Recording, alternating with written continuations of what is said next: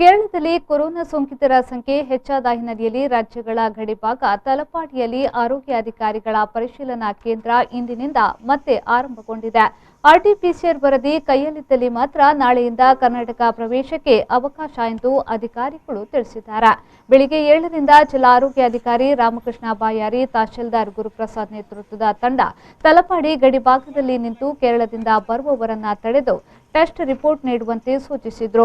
ಬರುವವರ ಪೈಕಿ ಯಾರಲ್ಲಿಯೂ ರಿಪೋರ್ಟ್ ಇಲ್ಲದೇ ಇತ್ತು ನಾಳೆಯಿಂದ ಕಡ್ಡಾಯವಾಗಿ ಆರ್ಟಿಪಿಸಿಆರ್ ವರದಿ ತರುವಂತೆ ಸೂಚಿಸಿದ್ರು.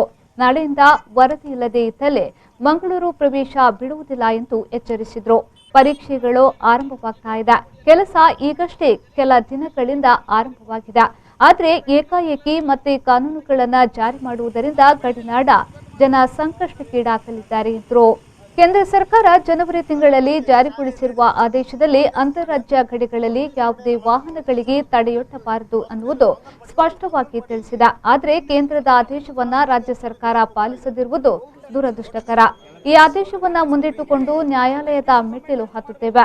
ಭಾನುವಾರ ಉತ್ತರ ಪ್ರದೇಶದ ಮುಖ್ಯಮಂತ್ರಿ ಬರುವ ಸಂದರ್ಭದಲ್ಲಿ ಯಾವುದೇ ಕಾನೂನುಗಳನ್ನು ಜಾರಿ ಮಾಡಿಸಿಲ್ಲ.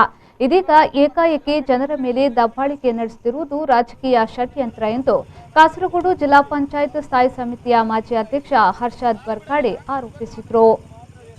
ಈಗಾಗಲೇ ಕರ್ನಾಟಕ ಸರ್ಕಾರದ ಆದೇಶ, ಅದಕ್ಕೆ ಪೂರಕವಾಗಿ ದಕ್ಷಿಣ ಕನ್ನಡ ಜಿಲ್ಲಾಡಳಿತ ಕೈಗೊಂಡಿರುವ ಕ್ರಮಗಳು ನಿಜಕ್ಕೂ ಬೇಸರ ತರುವಂಥದ್ದು. ಯಾಕೆಂತ ಹೇಳಿದರೆ ಕಾಸರಗೋಡಿನಿಂದ ಪ್ರತಿನಿತ್ಯ ಸಾವಿರಾರು ಮಂದಿ ವಿದ್ಯಾರ್ಥಿಗಳು ಕರ್ನಾಟಕ ದಕ್ಷಿಣ ಕನ್ನಡ ಜಿಲ್ಲೆಗೆ ಪ್ರವೇಶ ಮಾಡ್ತಾ ಇದ್ದಾರೆ. ಜೊತೆಗೆ ನೌಕರರು ಹೋಗ್ತಾ ಇದ್ದಾರೆ, ಸರ್ಕಾರಿ ನೌಕರರು ಹೋಗ್ತಾ ಇದ್ದಾರೆ. ಎಲ್ಲರೂ ಕೂಡ ಕಾಸರಗೋಡು ಗಡಿನಾಡಕದಲ್ಲಿರುವಂಥ ಕನ್ನಡಿಗರು ಸಮೇತ ಸಾವಿರಾರು ಮಂದಿ ದಕ್ಷಿಣ ಕನ್ನಡ ಜಿಲ್ಲೆಯನ್ನು ಅವಲಂಬಿಸಿರುವವರು.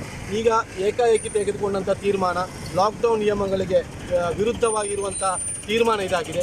ಇದು ಸರಿಯಲ್ಲ. ಕೂಡಲೇ ಕರ್ನಾಟಕ ಸರ್ಕಾರ ಮತ್ತು ದಕ್ಷಿಣ ಕನ್ನಡ ಜಿಲ್ಲಾಡಳಿತ ಈ ಒಂದು ಆದೇಶ ಏನಿದೆ ಅದನ್ನು ಪುನರ್ ಪರಿಶೀಲಿಸಿಕೊಂಡು ಇಲ್ಲಿ ಈ ಒಂದು ಗಡಿ ತಪಾಸಣೆಯನ್ನು ಸ್ಥಗಿತಗೊಳಿಸಬೇಕು. ಈಗಾಗಲೇ ನಾವು ನ್ಯಾಯಾಲಯದ ಮೊರೆ ಹೋಗ್ತಾ ಇದ್ದೇವೆ, ಕರ್ನಾಟಕ ಉಚ್ಚ ನ್ಯಾಯಾಲಯದ ಮೊರೆ ಹೋಗ್ತಾ ಇದ್ದೇವೆ. ಅಡ್ವೊಕೇಟ್ ಬಿ ಸುಬ್ಬಯ್ಯ ಅವರ ಮೂಲಕ ಈಗಾಗಲೇ ನಾವು ರಿಟ್ ಸಮರ್ಪಣೆ ಮಾಡ್ತಾ ಇದ್ದೇವೆ. ನಾವು ನ್ಯಾಯಯುತವಾದ ಹೋರಾಟವನ್ನು ಮಾಡ್ತಾ ಇದ್ದೇವೆ. ಜನವರಿ 27, 2021ರಂದು ಬಹಳ ಸ್ಪಷ್ಟವಾಗಿ ಕೇಂದ್ರ ಸರ್ಕಾರ ಆದೇಶವನ್ನು ಕೊಟ್ಟಿದೆ.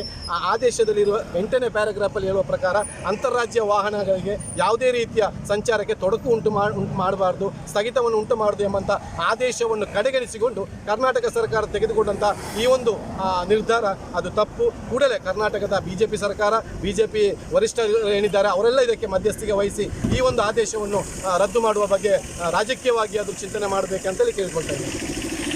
ವಾಸ್ತವವಾಗಿ ಇದು 1 ವಾರಗಳ ಹಿಂದೆ ಕರ್ನಾಟಕ ಸರ್ಕಾರ ಈ ಆದೇಶವನ್ನು ನೀಡಿತು.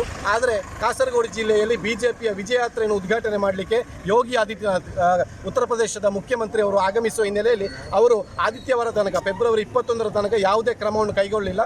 ಯೋಗಿ ಆದಿತ್ಯನಾಥ್ ಕಾರ್ಯಕ್ರಮ ಮುಗಿದ ಬಳಿಕ ಈಗ ಸೋಮವಾರದಿಂದ ಈ ಒಂದು ಆದೇಶವನ್ನು ಜಾರಿ ಮಾಡುವ ಪ್ರಯತ್ನವನ್ನು ಈ ಗಡಿ ಪ್ರದೇಶದಲ್ಲಿ ಮಾಡ್ತಾ ಇದ್ದಾರೆ. ಇದು ಸರಿಯಲ್ಲ. ದಕ್ಷಿಣ ಕನ್ನಡ ಜಿಲ್ಲಾಡಳಿತ ಮತ್ತು ಕರ್ನಾಟಕ ಸರ್ಕಾರ ಕೂಡಲೇ ಏನು ಆದೇಶವನ್ನು ನೀಡಿದೆ ಆ ಆದೇಶದಿಂದ ಹಿಂಜರಿಯಬೇಕು. ದಕ್ಷಿಣ ಕನ್ನಡ ಮತ್ತು ಕಾಸರಗೋಡು ಜಿಲ್ಲೆಯ ನಡುವೆ ಒಂದು ಅವಿನಾಭಾವವಾದ ಸಂಬಂಧವಿದೆ. ಇಲ್ಲಿರುವವರು ತುಳುವರು ಮತ್ತು ಕನ್ನಡಿಗರು ಜಾಸ್ತಿ. ಅವರು ದಕ್ಷಿಣ ಕನ್ನಡ ಜಿಲ್ಲೆಯನ್ನು ಅವಲಂಬಿಸಿರುವವರು, ದಕ್ಷಿಣ ಕನ್ನಡದವರು ಕಾಸರಗೋಡು ಜಿಲ್ಲೆಯನ್ನು ಅವಲಂಬಿಸಿರುವರು. ಹಾಗಿರುವಾಗ ಪರಸ್ಪರ ಬಾಂಧವ್ಯ ಇರುವಂಥ ಈ ಒಂದು ಪ್ರದೇಶದಲ್ಲಿ ಈ ಗಡಿಯನ್ನು ಮುಚ್ಚಿ ತಪಾಸಣೆ ಮಾಡುವ ನೆಪದಲ್ಲಿ ಕಿರುಕುಳ ಕೊಡುವುದು ಸರಿಯಲ್ಲ. ಲಾಕ್ಡೌನ್ ಆದೇಶ ಏನಿದೆ ಕೇಂದ್ರ ಸರ್ಕಾರದ್ದು, ಗೃಹ ಇಲಾಖೆಯದು, ಅದನ್ನು ಕಡಿಯಾಗಿ ಅದನ್ನು ಧಿಕ್ಕರಿಸಿಕೊಂಡು ಕರ್ನಾಟಕ ಸರ್ಕಾರ ಮಾಡಿರುವಂಥ ಈ ಒಂದು ಆದೇಶವನ್ನು ಕೂಡಲೇ ರದ್ದು ಮಾಡಬೇಕಂತೇಳಿ ಗಡಿನಾಡ ಕನ್ನಡಿಗರ ಪರವಾಗಿ ನಾವು ಇಲ್ಲಿ ಆಗ್ರಹಿಸ್ತಾ ಇದ್ದೇವೆ.